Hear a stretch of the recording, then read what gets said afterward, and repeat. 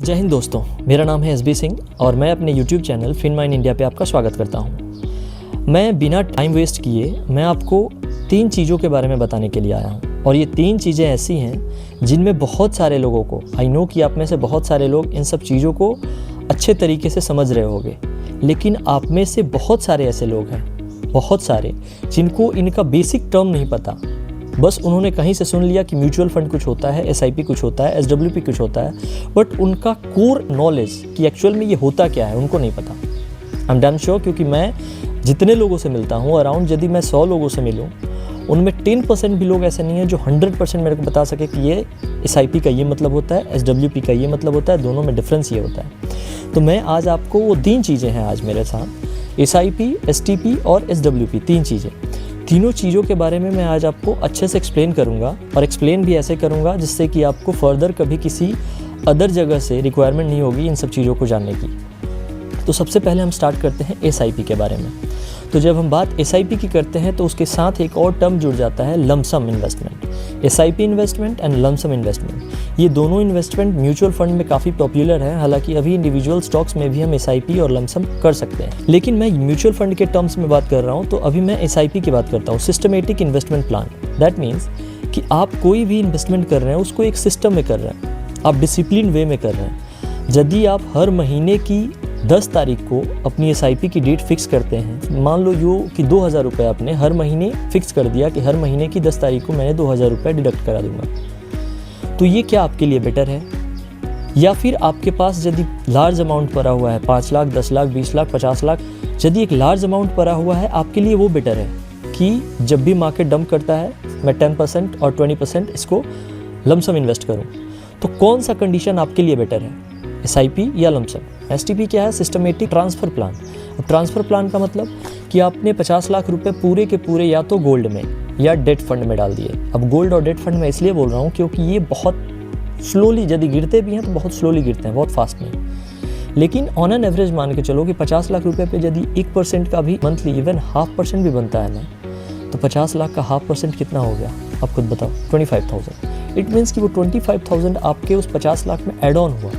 महीने के एंड में जब 1 महीना कंप्लीट हुआ तब आप एसटीपी यानी सिस्टमेटिक ट्रांसफ़र प्लान, यानी कि आप उस गोल्ड में से एक जो फिक्स्ड अमाउंट कर दोगे, सपोज 1.5 लाख रुपए हर महीने आपको गोल्ड से निकाल के इक्विटी मार्केट में डालना है, तो वो ट्रांसफ़र ऑटोमेटिक सेट हो जाएगा, ऑटोमेटिक ट्रांसफ़र हो जाएगा।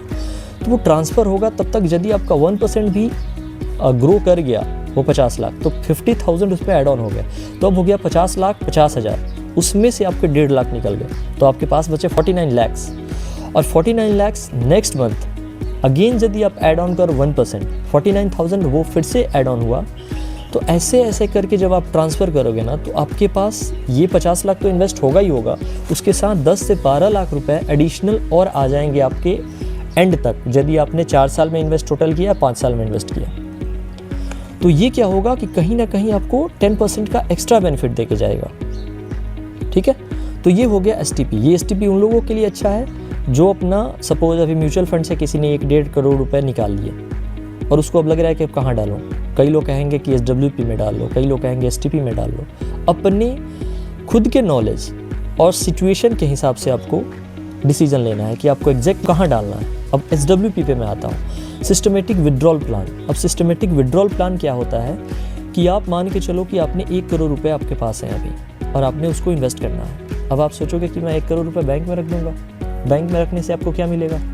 7% का एनुअल इंटरेस्ट मिलेगा। सेविंग अकाउंट में 7% नहीं मिलेगा, यदि आप उसको फिक्स्ड करते हो तो 7% मिलता है। चलो अभी किसी बैंक का, आईडीएफसी बैंक का एग्जांपल ले लें, तो अराउंड 7% देता है इंटरेस्ट आपको एनुअल। तो आपने क्या करना है कि आप 7,000 रुपये लाख रुपये पे पाओगे, यानी 1 करोड़ रुपये पे आप ऑलमोस्ट 70,000 रुपये, 70,000 रुपये महीने के आप पालोगे। लेकिन उसके बदले में आपको क्या मिलेगा? आपका पैसा वैसे का वैसा पड़ा रहेगा। या तो आप पैसे निकालोगे, आपका प्रिंसिपल अमाउंट जो है वैसे रहेगा, उसमें नो ग्रोथ, कोई ग्रोथ नहीं होगी। लेकिन यदि आप उसको एसडब्ल्यूपी में इन्वेस्ट करते हो, तो एसडब्ल्यूपी में क्या होता है कि आप सपोज करो कि आपने हर महीने फिक्स्ड कर दिया कि मेरे को 0.5% या 0.7% निकाल लेना है। ठीक है, अब 0.7% का मतलब क्या हुआ? आपने हर महीने यदि 0.7 निकाला तो आपने 1 साल में कितना परसेंट निकाल लिया? 0.7 × 12 हो जाएगा 8.4%, यानी आपने 8%, 8.5% निकाला एनुअल, लेकिन वही SWP का अमाउंट आपने क्योंकि SIP में ही अगेन इन्वेस्ट किया है, इट मे बी कि लार्ज कैप में किया हो, मिड कैप में किया हो, यदि आपको रिस्क लेने का ज़्यादा शौक है आपने स्मॉल कैप में किया हो, लेकिन यदि आपने लार्ज कैप में किया है तो लार्ज कैप का ऑन एन एवरेज मान के चलते हैं कि 12 to 13% रिटर्न देता है अपने को एनुअल। तो यदि 13% देता है और 8.5% आपका निकल भी जाता है तो एनुअली आपको 4.5% का एडिशनल अमाउंट एड ऑन होता चला जाएगा कंपाउंडिंग सिस्टम में, not simple 4.5, it will be in the compounding system.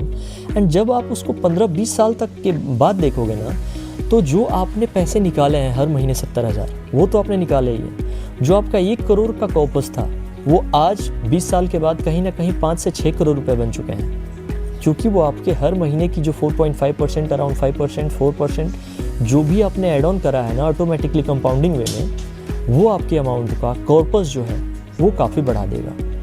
तो यदि आप उस टाइम टोटल पैसे भी निकालने चाहते हो तो आप 4 से 5 करोड़ रुपए इजीली अपने घर लेके जाओगे, और आपने हर महीने 70,000 निकाला वो अलग।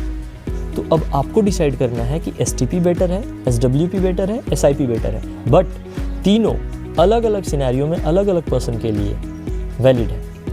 यदि मैं कहूँ कि मेरी सैलरी महीने की 30,000 रुपये है और मैं SWP में 1.5 करोड़ रुपए डाल दूँ, पॉसिबल है? नहीं है। लेकिन यदि मैं कहूँ कि मेरे पास 1.5 करोड़ रुपए है और मैं उसको SIP में इन्वेस्ट करूँ, तो क्या ये चालाकी है? नहीं है। तो सिचुएशन के हिसाब से आप खुद की सिनेरियो देखें, आप खुद की सिचुएशन देखें, आप क्या अफोर्ड कर सकते हैं, आप किस लेवल पे बैठे हुए हैं, उसके हिसाब से आप इन्वेस्ट करें।